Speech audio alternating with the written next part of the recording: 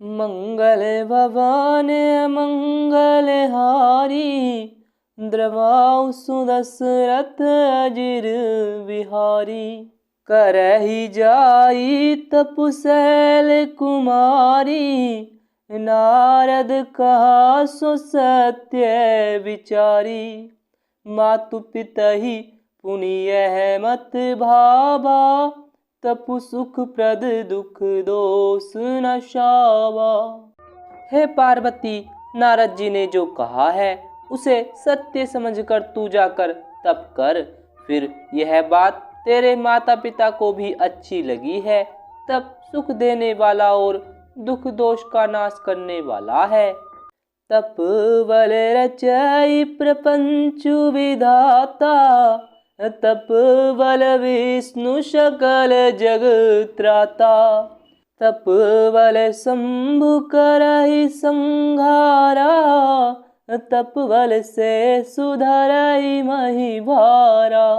तप के बल से ही ब्रह्मा संसार को रचते हैं और तप के बल से ही विष्णु सारे जगत का पालन करते हैं। तप के बल से ही शंभु रुद्र रूप से जगत का संहार करते हैं और तप के बल से ही शेष जी पृथ्वी का भार धारण करते हैं।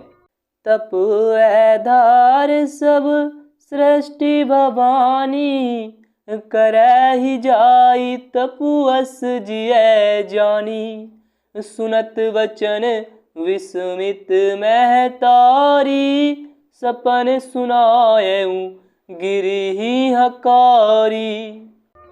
हे भवानी, सारी सृष्टि तप के ही आधार पर है, ऐसा जी में जानकर तू जाकर तप कर। यह बात सुनकर माता को बड़ा अचरज हुआ और उसने हिमवान को बुलाकर वह स्वप्न सुनाया।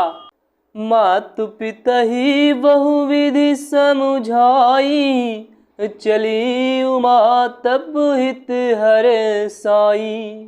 प्रिय परिवार पिता माता, भय विकल मुख आवरण बाता। माता पिता को बहुत तरह से समझाकर बड़े हर्ष के साथ पार्वती जी तप करने के लिए चली। प्यारे कुटुंबी पिता और माता सब व्याकुल हो गए, किसी के मुंह से बात नहीं निकलती।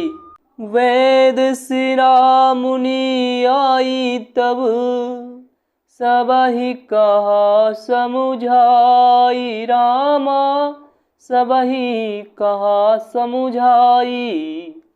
पार्वती महिमा सुनत, रहे प्रबोधहि पाई सियावरी। राम जय जय राम।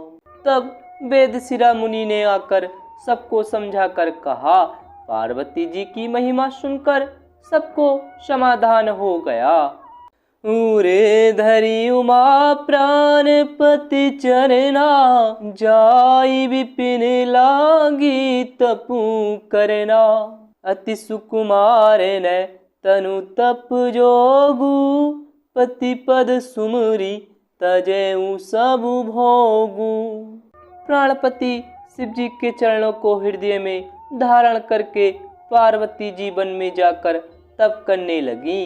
पार्वती का अत्यंत सुकुमार शरीर तप के योग्य नहीं था, तो भी पति के चरणों का स्मरण करके उन्होंने सब भोगों को तज दिया।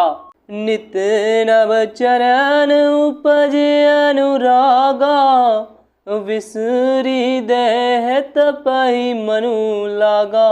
संबत सहस मूल फल खाए, सागु खाई सत बरस गवाए।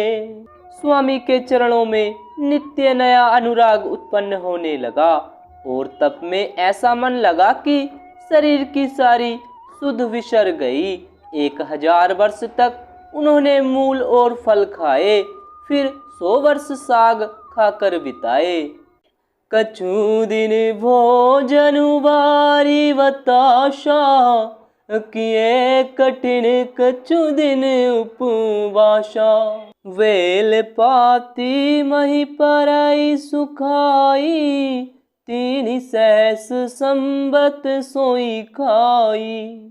कुछ दिन जल और वायु का भोजन किया और फिर कुछ दिन कठोर उपवास किए।